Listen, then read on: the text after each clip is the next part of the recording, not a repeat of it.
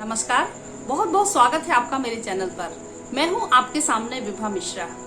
क्या खूब कहा है किसी ने, कुछ टूटते हैं तो कुछ बिखरते हैं, विपत्तियों में ही इंसान ज्यादा निखरते हैं। तो मैं बात करने वाली हूं पिछले जो लगभग 1.5 वर्ष से हमारा समय चल रहा है। ये बहुत ही चुनौतियों भरा समय है और इसको लेकर हमारे जो स्टूडेंट हैं उनके मन में काफी अनिश्चितता की स्थिति है, वो असमंजस की स्थिति में है और उनके मन में ना जाने क्या क्या प्रश्न खड़े हैं। तो आज का मेरा ये वीडियो विशेष रूप से उन्हीं स्टूडेंट के लिए है जिनके मन में कहीं ना कहीं शायद वो तनाव में है। मेरी आपसे गुजारिश है कि आप मेरा ये वीडियो आपसे जुड़े हुए जो भी छात्र हैं, पेरेंट्स हैं और टीचर्स हैं, उन्हें आप यह मेरा वीडियो जरूर दिखाएं। इस कोरोना पीरियड में बच्चों का अधिकांश समय घर में ही जा रहा है। बच्चों के मन में बहुत तरह के प्रश्न आ रहे हैं। तो मेरे साथ आज इस वीडियो में बच्चे भी जुड़ने जा रहे हैं और बच्चों को भी उनके प्रश्नों का हल आज मिलने वाला है। हेलो मैम, मैं क्लास 12 की स्टूडेंट हूँ और मेरा एक क्वेश्चन है कि वर्तमान परिस्थिति में जब क्लास 12 के एग्ज़ाम अनिश्चित हैं और बच्चे 1.5 साल से इन्हीं एग्ज़ाम की तैयारी कर रहे हैं, तो इस अनिश्चित दौर में वो कैसे अपना उत्साह बनाकर रख सकते हैं और कैसे अपने 12th क्लास के एग्ज़ाम के परिणाम को बेहतरीन बनाएं। एक टीचर होने के नाते मेरा ये मानना है कि आपकी 12th की परीक्षाएं भले ही अनिश्चित हों या स्थगित हों, लेकिन आपके लिए इस अध्ययन सामग्री का या जो भी आपका सिलेबस इसका बहुत महत्व है। तो आप इस तरीके से निरंतर अभ्यास करते रहें कि आपकी रुचि भी बनी रहे।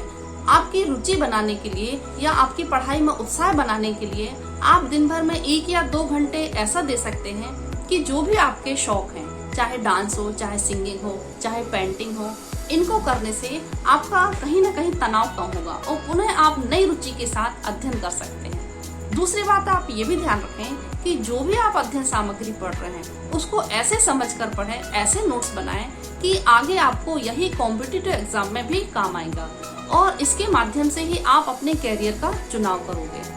और आप इस कोरोना काल में आपको इतना पर्याप्त समय मिल रहा है कि आप आगे अपने कैरियर के बारे में भी सोच सकते हैं कि आगे हमें क्या करना है, दूसरों से सलाह भी ले सकते हैं।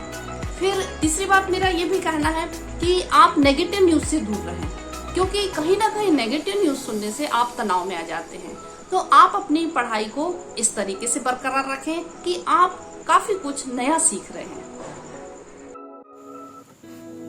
नमस्ते मैडम, मेरा सवाल यह है कि वर्तमान परिस्थितियों में हमारे बच्चे पढ़ाई के लिए internet, mobile phone, social media आदि साधनों का उपयोग कर रहे हैं। ऐसे में कई बार बच्चे इन साधनों में अपना कीमती समय बहुत अधिक नष्ट कर देते हैं और कहीं ना कहीं वे अपनी दिशा से भटक भी जाते हैं। ऐसे समय में हम पेरेंट्स किस तरह अपनी व्यस्त दिनचर्या से समय निकालकर अपने बच्चों की आदतें सुधारें और उनके अंदर अनुशासन पैदा करें, जिससे वह अपने जीवन में सफल हो सके। मोबाइल फोन, इंटरनेट या सोशल मीडिया ये जीवन का अहम हिस्सा बन गए हैं। इनसे पूरी तरीके से दूर नहीं हुआ जा सकता। जिस प्रकार से इनका आकर्षण बड़ों में है, बच्चों में तो और भी प्रभावी तरीके से इनका आकर्षण बढ़ता ही जा रहा है। तो इसके लिए हम पेरेंट्स को क्या करना होगा कि बच्चों के लिए समय निकालना होगा।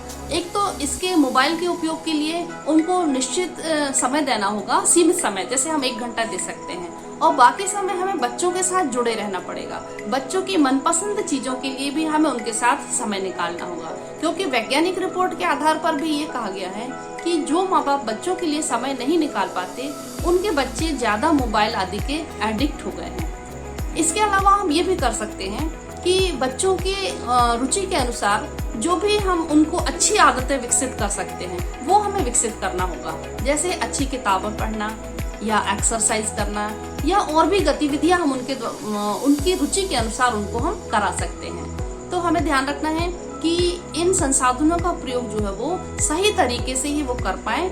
इनका आवश्यकता से अधिक उपयोग यदि वो कर रहे हैं तो वो एडिक्ट बन जाएंगे। तो हम बच्चों के साथ जुड़े रहें और हम उनका उपयोग सीमित समय के लिए ही उनको करने दें। मैम, इस कोरोना काल की स्थिति में मेरी कई दोस्तों ने जो कि गांव से हैं, उन्होंने अपनी पढ़ाई में काफी नुकसान उठाया है, क्योंकि उनके पास ना ही तो अच्छे फोन थे और ना ही इंटरनेट की अच्छी सेवाएं थी, जिसके कारण उन्होंने अपनी पढ़ाई में काफी नुकसान उठाया। और जो कि खासकर गरीब वर्ग से थे, इसलिए उन्होंने अपनी पढ़ाई को लगभग खो ही दिया। इन सारी असुविधाओं की स्थिति में हम अपनी पढ़ाई को कैसे जारी रख सकते हैं और कैसे अपना रिजल्ट बेहतर से बेहतर दे सकते हैं। इस कोरोना काल में जहां ऑनलाइन शिफ्ट हो गई थी पढ़ाई, तो उसमें हमारे जो ग्रामीण क्षेत्र के बच्चे हैं उनके पास संसाधनों की कमी के कारण या पर्याप्त इंटरनेट की सुविधा न मिलने के कारण उनको तकलीफ तो जरूर हुई है। तो ऐसे बच्चों के लिए मेरा ये मानना है कि उन्होंने जब ऑफलाइन क्लासेस के समय जो नोट्स बनाए थे या उनके पास जो भी किताबें हैं उनका वह निरंतर अभ्यास करें, विशेष रूप से वह लेखन अभ्यास करें और जो भी पढ़ रहे हैं उनको 2-2, 3-3 लाइनों में आप निरंतर लिखते हुए समझते हुए आप तैयार करें। क्योंकि हम देख रहे हैं कि इस समय आपको जो पर्याप्त समय मिल रहा है, इस समय में आप बगैर टीचर के सहयोग से भी यदि आप स्वयं समझकर पढ़ें तो आप बहुत ही अच्छे तरीके से पूरा सिलेबस कंप्लीट कर सकते हैं। ऑफलाइन क्लासेस के समय जो भी नोट्स थे उनका भी सहारा लें और किताबों का भी सहारा लें। अब दूसरी बात मेरी ये है कहना कि आपके ग्रामीण क्षेत्र में कोई ना कोई बच्चा तो ऐसा जरूर होगा कि जिसके पास मोबाइल होगा, तो आप ऐसे बच्चों से भी संपर्क बनाए रख सकते हैं। सोशल डिस्टेंसिंग का ध्यान रखते हुए, मास्क का ध्यान रखते हुए आप उनसे संपर्क बनाएं और उनसे अध्ययन सामग्री या जो भी ऑनलाइन क्लासेस हैं उसमें भी आप मदद ले सकते हैं। चूंकि ग्रामीण क्षेत्र के बच्चों के लिए ये तो है तकलीफ वाली बात, तो उन्हें कुछ विशेष मेहनत करने की आवश्यकता जरूर होगी और उनके लिए ये समय चुनौती भरा हुआ है। जितना महत्व बच्चों के शारीरिक विकास का है उतना ही महत्व उनके मानसिक विकास का भी है। तो उनके मानसिक स्वास्थ्य पर चर्चा करने हमारे साथ जुड़ने जा रही हैं मिस उर्वशी मिश्रा, जो कि भोपाल से हैं, मनोचिकित्सक हैं और एक काउंसलर हैं। तो मिस उर्वशी मिश्रा, आपका बहुत बहुत स्वागत है। टीचर्स का रोल तो इम्पॉर्टेंट है ही एक स्टूडेंट के लिए, उनका रेजिलियंस या लचीलापन और डेवलप करने में, पर साथ ही साथ पेरेंट्स का भी रोल उतना ही ज़्यादा इम्पॉर्टेंट है। आज की अगर हम बात करें तो स्टूडेंट्स घर पे हैं, सारे बच्चे घर पे हैं, स्कूल्स या कॉलेजेस सभी बंद हैं। ज़्यादातर समय बच्चे अपना घर में बिता रहे हैं अपने पेरेंट्स के साथ, अपनी फैमिली के साथ। अब यहाँ पेरेंट्स कैसे अपना रोल दिखा सकते हैं, कैसे अपना कंट्रीब्यूशन वो दे सकते हैं बच्चे की लाइफ में, ताकि वो और ज़्यादा स्वाभाविक और मानसिक रूप से लचीला बन सके और वो चीज़ उसको आगे फ्यूचर में हेल्प करे।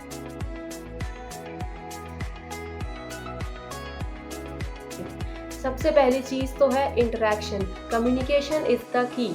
ये चीज़ पेरेंट्स को बहुत ज़रूरी है समझना कि इंटरेक्शन बहुत ज़रूरी है। बच्चा आपसे जो भी बात करता है आप उसको पहले सुनिए, समझिए कि वो क्या कहना चाह रहा है, उसके बाद आप उसकी बात का जवाब दीजिए। जहाँ बच्चा कुछ बोलता है और पेरेंट्स बीच में बोल देते हैं, उसकी बात काट देते हैं, वो चीज़ बच्चे में सेल्फ कॉन्फिडेंस उसका जो है वो लो करती है, वो फ्लेक्सिबल नहीं बन पाता है। इसलिए ये बहुत ज़रूरी है कि पेरेंट्स बच्चे की पहले पूरी बात सुने, उसको समझे, उसके बाद वो अपना व्यू ऑफ पॉइंट उसके सामने रखें। दूसरी चीज़ जो पेरेंट्स कर सकते हैं वो ये है कि वो बच्चे को मोटिवेट करें अपने प्रॉब्लम्स को खुद सॉल्व करने के लिए। अगर बच्चा कोई भी चैलेंजिंग सिचुएशन से गुजर रहा है तो वो उसको वर्बली मोटिवेट करें, वो अपने एक्शन से उनको मोटिवेट करें कि हाँ, you can do this, you can solve this problem. वो हमेशा बच्चे को प्रॉब्लम को फेस करने के लिए मोटिवेट करें, ये ना बोलें कि आप ये प्रॉब्लम रहने दो, मैं कर दूंगा, या चलो छोड़ दो इसको। ये चीज़ कभी भी पेरेंट्स अपने बच्चों को ना बताएं। बस वो ये बात पे फोकस रखें कि आपको सिर्फ मोटिवेशन आपका रोल है कि आप कैसे अपने बच्चे को मोटिवेट कर सकते हैं उस प्रॉब्लम को सॉल्व करने के लिए। थर्ड इम्पॉर्टेंट चीज़ जो टीचर्स के लिए भी इम्पॉर्टेंट है और साथ ही साथ पेरेंट्स के लिए भी बहुत इम्पॉर्टेंट है, वो ये है कि आपको छोटे छोटे टास्क कंप्लीशन जो आपके बच्चे करते हैं उस चीज़ को आप अच्छे से देखें, अच्छे से उसको देख के आप उसको प्रेस करें, क्योंकि बच्चा हर छोटी चीज़ में अपना मैक्सिमम एफर्ट डाल रहा है। जो भी चीज़ वो करता है उसमें उसका एफर्ट है। बच्चे को ये ना लगे कि उसका एफर्ट वेस्ट जा रहा है, इसलिए आप हमेशा उनके एफर्ट्स को ध्यान में रखें, उनके एफर्ट्स को प्रेस करें ताकि वो लो ना फील करें, उनका कॉन्फिडेंस ना लूज़ होए। आप जब छोटे छोटे स्टेप्स को प्रेस करेंगे तभी तो वो आगे बड़े स्टेप्स लेने के लिए मोटिवेट होंगे, खुद से मोटिवेट होंगे। तो प्रेजिंग एक बहुत इंपॉर्टेंट चीज़ है टीचर्स के लिए भी और पेरेंट्स के लिए भी। फोर्थ चीज़ जो टीचर्स और पेरेंट्स दोनों ही अपने बच्चों और स्टूडेंट्स के साथ यूज़ कर सकते हैं, उनको ये चीज़ गाइड कर सकते हैं, उनके लिए एज अ मेंटोर है वो, तो वो बच्चों को ये चीज़ बहुत अच्छे से सिखा सकते हैं कि बच्चे अगर इम्परफेक्शन है उनमें तो कोई बुरी बात नहीं है, it's okay to be imperfect. अगर बच्चा कोई मिस्टेक कर रहा है, कोई गलती कर रहा है, तो उसको एक्सेप्ट करना टीचर्स और पेरेंट्स दोनों का ही बराबर रोल है, ये चीज़ बच्चे में डेवलप करना कि वो मिस्टेक्स को एक्सेप्ट करें। अगर कुछ इम्परफेक्शन है उसमें या बच्चे के एफर्ट में कोई कमी है तो वो चीज़ वो एक्सेप्ट करे, ताकि जब बच्चा करेगा, अपनी गलती एक्सेप्ट करेगा, तभी वो आगे सीखेगा। क्योंकि पेरेंट्स और टीचर्स बच्चे की लाइफ में दो ऐसे पर्सन होते हैं जिनकी बातें, जिनकी टीचिंग्स, जिनकी सीख बच्चा लाइफ लॉन्ग हमेशा अपने साथ रखता है। तो इस तरीके से आपको अपने बच्चे को मोटिवेट करना है, कुछ इस तरीके से ये बातें उनको समझानी है, अपने एक्शन से आप खुद मॉडलिंग शो करें उनको कि आप करते हैं ऐसा, तभी बच्चा आपको देख के सीखेगा। तो इम्परफेक्शंस या मिस्टेक्स या हेल्प लेना, ये सारी चीज़ें बहुत ज़रूरी है कि बच्चा ये चीज़ें एक्सेप्ट करे। ये चीज़ एक्सेप्ट करेगा, उसके अंदर फ्लेक्सिबिलिटी आएगी। आगे चल के जब कभी फ्यूचर में उसके साथ ऐसा होगा, कोई मिस्टेक वो आगे चल के कर देगा और पहले उसने नहीं सीखा है कि कैसे एक्सेप्ट करना है मिस्टेक को, तो आगे चल के वो बहुत रिजिड होगा, बहुत वो मुश्किल रहेगी उसके लिए वो चीज़ एक्सेप्ट करना। वहीं अगर टीचर्स और पेरेंट्स बच्चे में पहले ही मेंटल फ्लेक्सिबिलिटी को प्रमोट करने के लिए उनको ये सिखाते हैं कि मिस्टेक एक्सेप्ट करना, हेल्प लेना, इम्परफेक्शंस होना, ये सभी चीज़ें खराब नहीं है, ये चीज़ अगर बच्चे में एक्सेप्ट करवा सकते हैं टीचर्स और पेरेंट्स, तो उनकी फ्लेक्सिबिलिटी को और प्रमोट मिलता है और ज़्यादा वो अच्छे से मोटिवेट हो पाते हैं, सेल्फ कॉन्फिडेंस उनमें बढ़ता है और ये चीज़, सारी चीज़ें मिलकर बच्चे में मेंटल फ्लेक्सिबिलिटी बढ़ाती हैं, उनका स्वाभाविक और मानसिक लचीलेपन को और ज़्यादा प्रमोट करती हैं। मिस उर्वशी, आपने अपने बिजी शेड्यूल से समय निकाला, इसके लिए बहुत बहुत धन्यवाद। तो अंत में बस यही कहना चाहती हूँ कि तजुर्बे उम्र से नहीं, हालातों से आते हैं, और इन कठिन हालातों में यदि छात्र ने अपने आप को संभाल लिया, सही दिशा दे सके, तो ये अनुभव आगे उनको काम आएगा और वो एक सफल इंसान बन सकेंगे। तो उम्मीद है आपको यह मेरा वीडियो पसंद आया होगा। आपसे जुड़े हुए जो भी छात्र हैं, पेरेंट्स हैं या टीचर्स हैं, उनको आप मेरा ये वीडियो ज्यादा से ज्यादा शेयर करें, ताकि छात्र इस वीडियो को देखकर लाभ ले सके और इस समय को सार्थक बना सके। Thank you.